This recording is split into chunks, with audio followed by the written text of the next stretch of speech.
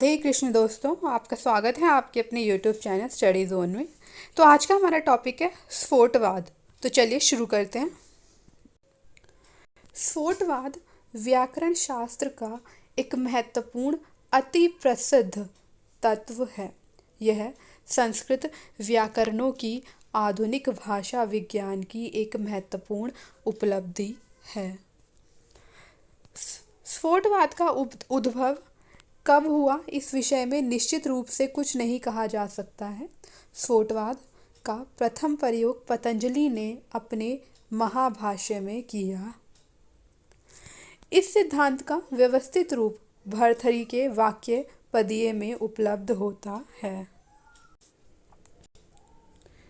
नागेश भट्ट के स्फोटवाद नामक ग्रंथ के परिशीलन से ज्ञात होता है कि इस सिद्धांत का प्रतिपादक स्फोटायन नामक कोई ऋषि था।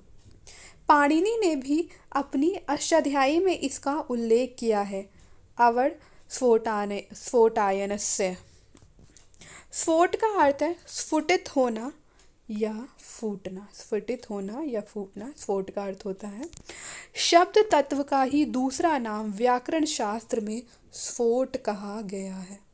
क्या कह रहे हैं कि शब्द तत्व का ही दूसरा नाम व्याकरण शास्त्र में स्फोट कहा गया है।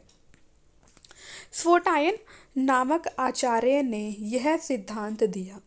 पाणिनि ने भी अपने सूत्रों में इसका व्यवहार किया है, किंतु पाणिनि के व्याकरण के पठन पाठक के लुप्त हो जाने पर स्फोट शब्द भी लुप्त हो गया।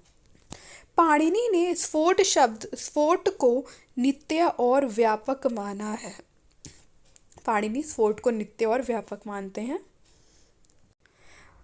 भट्टोनी दीक्षित ने कहा है जिससे अर्थ स्फुटित होता है, अर्थ स्फुटित होता है, वह बुद्धिस्ट शब्द स्फोट है। क्या कह रहे हैं कि जिससे अर्थ स्फुटित होता है वही बुद्धिस्ट शब्द स्फोट है। अर्थात जिस तत्व से अर्थ का प्रकाशन या अभिव्यक्ति हो वह बुद्धिस्ट शब्द स्फोट है। आगे देखते हैं। स्फोट शब्द का अर्थ समझने के लिए पहले व्युत्पत्तिगत अर्थ जान लेना चाहिए।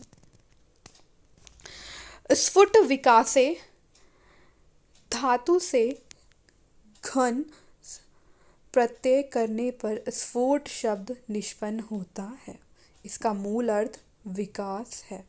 जो स्फुट शब्द है वो विकासे धातु से घन प्रत्यय करने पर स्फुट शब्द निष्पन्न होता है। इसका मूल अर्थ विकास है। इसी प्रकार बुद्धिस्ट शब्द ध्वनियों में विकास लेकर अर्थ विज्ञान की मनोदशा उत्पन्न करता है। स्फोट वह तत्व है जो वर्णों से अभिव्यक्त होता है। क्या कह रहे हैं कि स्फोट वर्णों से अभिव्यक्त होता है। स्फोट वह तत्व है जो वर्णों से अभिव्यक्त होता है। इस प्रकार स्फोट शब्द के दो अर्थ हो जाते हैं। क्या कह रहे हैं कि स्फोट शब्द के दो अर्थ हो जाते हैं। एक तो वह बुद्धिस्ट शब्द है, वह बुद्धिस्ट शब्द स्फोट है जो उच्चारित ध्वनियों से व्यक्त होता है। इस यहाँ पर स्फोट शब्द के दो अर्थ बताए गए हैं। पहला अर्थ तो कहा गया है कि वह बुद्धिस्ट शब्द स्फोट है जो उच्चारित ध्वनियों से व्यक्त होता है। कह रहे हैं कि स्फोट उच्चारित ध्वनियों से व्यक्त होता है। और दूसरा स्फोट वही अर्थ व्यक्त करता है जिसमें स्फोट अर्थ बोधक शब्द के रूप में जाना जाता है। यहाँ पे कह रहे हैं कि जो स्फोट है वो अर्थबोधक शब्द के रूप में जाना जाता है। स्फोट वही अर्थ व्यक्त करता है जिसमें स्फोट अर्थबोधक शब्द के रूप में जाना जाता है। तो इसके दो अर्थ हो गए। पहला तो स्फोट उच्चारित ध्वनियों से व्यक्त होता है और दूसरा स्फोट को अर्थबोधक शब्द के रूप में जाना जाता है। व्याकरणों ने एक सूक्ष्म नित्य अखंड और विभु शब्द तत्व की कल्पना की है। इसे स्फोट कहा जाता है। क्या कह रहे हैं कि स्फोट एक सूक्ष्म, नित्य, अखंड और विभू शब्द तत्व है। स्फोट वैखरी ध्वनियों से अभिव्यक्त होकर अर्थ का वाचक होता है। क्या कहा गया है कि स्फोट वैखरी ध्वनियों से अभिव्यक्त होकर अर्थ का वाचक होता है। प्राचीन व्याकरणों ने स्फोट को वाणी के आवश्यक तत्व के रूप में निर्विवाद रूप से स्वीकार किया है। क्या कह रहे हैं कि जो प्राचीन व्याकरणिक थे उन्होंने स्फोट को वाणी के आवश्यक तत्व के रूप में निर्विवाद रूप से स्वीकार किया है। शब्द अल्प हो या महान, इससे स्फोट काल में भेद नहीं होता। कह रहे हैं कि शब्द चाहे अल्प हो या महान हो, इससे स्फोट काल में कोई भेद नहीं होता है। पतंजलि के अनुसार स्फोट एक वर्ण भी हो सकता है अथवा वर्ण समुदाय भी। यह शब्द मुख्य तत्व है, शब्द मुक्त तत्व है। पतंजलि का कहना है कि स्फोट एक वर्ण भी हो सकता है और एक वर्ण समुदाय भी होता है। यह शब्द मुख्य तत्व है। स्फोट को शब्द मुख्य तत्व कहा है पतंजलि ने और इसको वर्ण और वर्ण समुदाय के रूप में माना है। स्फोट नित्य, अपरिवर्तनशील तथा वक्ता द्वारा उच्चरित एवं श्रोता द्वारा श्रुत ध्वनियों से अभिव्यक्त होता है। कह रहा है कि जो स्फोट है वो अपरिवर्तनशील तथा अपरिवर्तनशील है। वक्ता द्वारा ये उच्चरित मतलब वक्ता के द्वारा ये उच्चरित होता है और श्रोता द्वारा श्रुत ध्वनियों से अभिव्यक्त होता है। स्फोट के मुख्य लक्षण हैं, यह बुद्धिस्त होता है, यह अरणी में छुपे हुए तेजस के समान होता है, यह ध्वनि व्यंग्य होता है, यह अक्रम होता है, यह ध्वनियों में प्रतिबिंब की तरह भासमान होता है, प्रतिबिंब की तरह भासमान होता है, ये काल भेद रहित होता है, यह अध्वनिक होता है, यह अविकार होता है, इसमें उपचय अपचय नहीं होता, उपचय अपचय नहीं हो।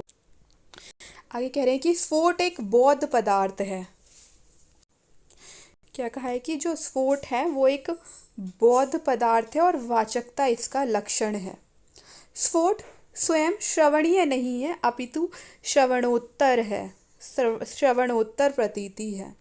श्रवणीय नहीं है, श्रवणोत्तर प्रतीति है। नागेश के अनुसार स्फोट 3 प्रकार के होते हैं। अब यहाँ पर स्फोट के 3 प्रकार बताए हैं किसने? नागेश ने। वर्ण स्फोट, पद स्फोट और वाक्य स्फोट। तो स्फोट के 3 प्रकार हैं, वर्ण स्फोट, पद स्फोट और वाक्य स्फोट। ये स्फोट के 3 प्रकार हो गए। ध्वनि रूप में शब्द स्फोट का प्रकाशक होता है तथा स्फोट रूप शब्द अर्थ का प्रकाशक होता है।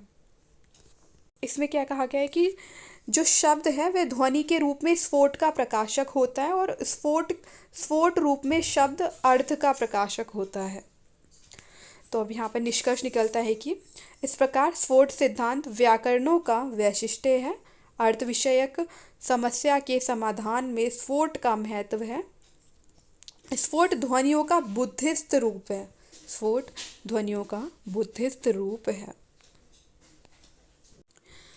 इसके PDF नोट्स के लिए आप हमें टेलीग्राम चैनल पर ज्वाइन कर सकते हैं।